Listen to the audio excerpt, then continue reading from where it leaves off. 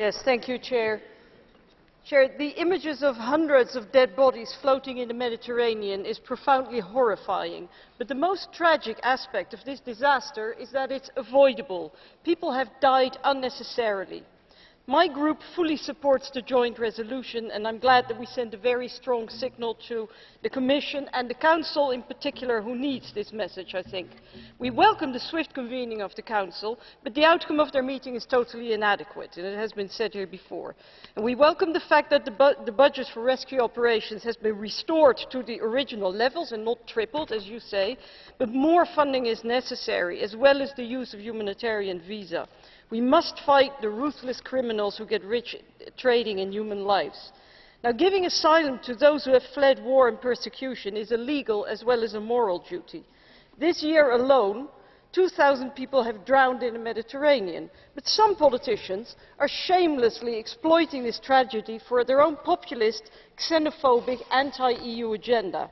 Some merely call for closing the borders. That's cheap rhetoric, not a solution. But some, like Mr. Farage here, is inventing scare stories about these operations, bringing in thousands of jihadis into Europe. But Mr. Farage knows full well that this is complete and utter nonsense, and that it's about as likely as thousands of Martians coming to Europe.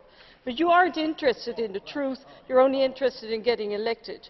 Now, the public consultation by Mr. Orban has already been mentioned. Mr. Orban as well is using this tragedy in the Mediterranean for his own populist purposes. And quite frankly, dear Mr. Weber, dear Mr. Brok, this is not about national politics. If anything, then this is about the European values that we stand for. And I hope that the EPP will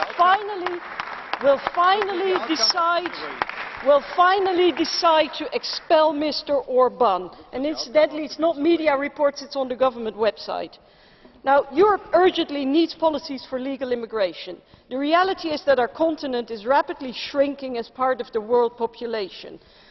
Europeans counted for approximately 20% of the world population in the 50s, whereas now we are a mere 7%. We need immigration in order to maintain our prosperity.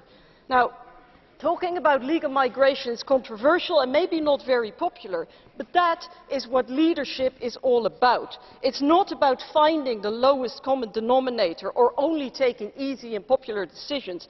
Leadership is about the courage to take tough decisions.